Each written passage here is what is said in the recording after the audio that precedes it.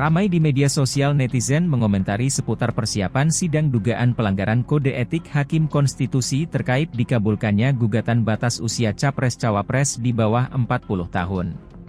Sidang kode etik oleh Majelis Kehormatan Mahkamah Konstitusi, (MKMK), sendiri berlangsung pada Kamis di Gedung MK RI, Jakarta, Kamis, 27 Oktober 2023. Hal itu terlihat di akun Twitter Kompas.com yang menuliskan status, "Sekarang ini akal sehat itu sudah dikalahkan oleh akal bulus dan akal fulus. Akal fulus itu untuk kekayaan, uang. Akal bulus itu untuk jabatan. Akal sehat sekarang lagi terancam oleh dua iblis kekuasaan kekayaan," ujar Ketua MKMK Jimli Asidiki. Kemudian diunggah tangkapan layar sekaligus tautan berita berjudul, "Jimli, akal sehat sudah dikalahkan akal bulus dan akal fulus."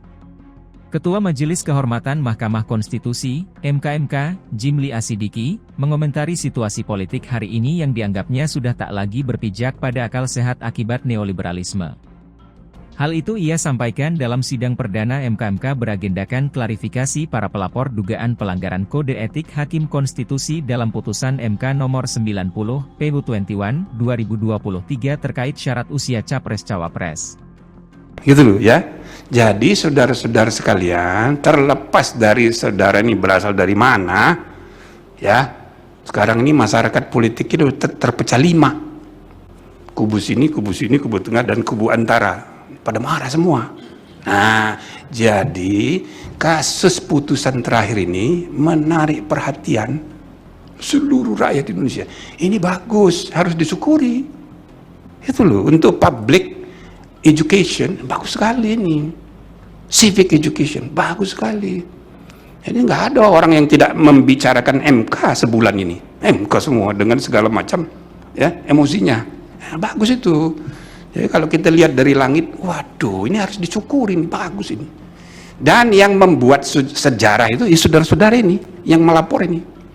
Gitu loh. Jadi saya ucapkan selamat datang di sini dan ya mari kita ya kan syukuri. Jadi maksudnya dengan semangat bersyukur begitu, ya jangan marah-marah juga di sini. Biasa-biasa aja kita adu ide aja gitu loh. Sekarang ini akal sehat itu sudah dikalahkan oleh akal bulus dan akal fulus. Akal fulus itu untuk uang, kekayaan, akal bulus itu untuk jabatan. Akal sehat sekarang lagi ya terancam oleh dua iblis kekuasaan dan iblis kekayaan. Nah, maka Majelis Kehormatan MK ini harus kita manfaatkan untuk menghidupkan gitu loh akal sehat itu. Soal itu yang harus menuntun ke arah kemajuan peradaban bangsa. Ini kan urusan tetek bengek, ini rebutan jabatan.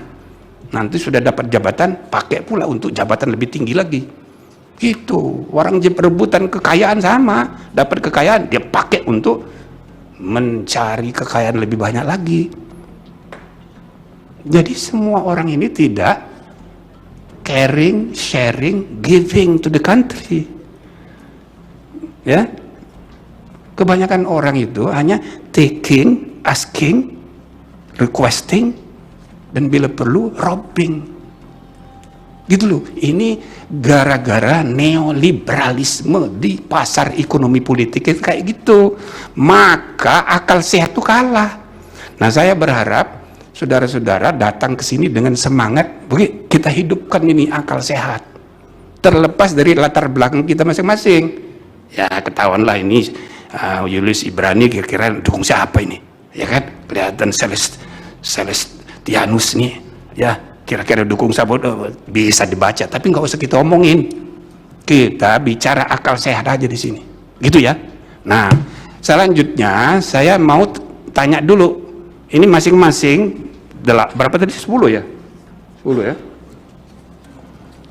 Nah, ini untuk ngecek ya, kami harus ngecek. Kepentingan hukum saudara ini apa? Berkaitan dengan ini, supaya ada reasoning. Jadi jangan sekedar mau cari panggung. Enggak lah, kalau cari panggung saudara enggak begitu, cuma kan kita harus cek gitu loh, harus dicatat ini jadi bahan pertimbangan kami nanti, karena yang kita mau dalam tanda petik adil ini bukan orang sembarangan, para negarawan 9 orang pula. Nah, begitu. Jadi saya undang saudara mulai tolong dijelaskan ya, kepentingan hukum saudara ini apa? Ya. Ini kan berkaitan dengan legal standing. Harus dijelaskan. Anda harus menjelaskan bahwa Anda ini relevan, punya kepentingan, misalnya gitu. So itu kami harus pertanggungjawabkan waktu menilai ya bukti-bukti gitu. Halo, selamat berjumpa dengan saya Anika, pembaca berita podcastnews.id. Saksikan terus konten-konten menarik dari kami. Jangan lupa subscribe, like, dan komen. Terima kasih.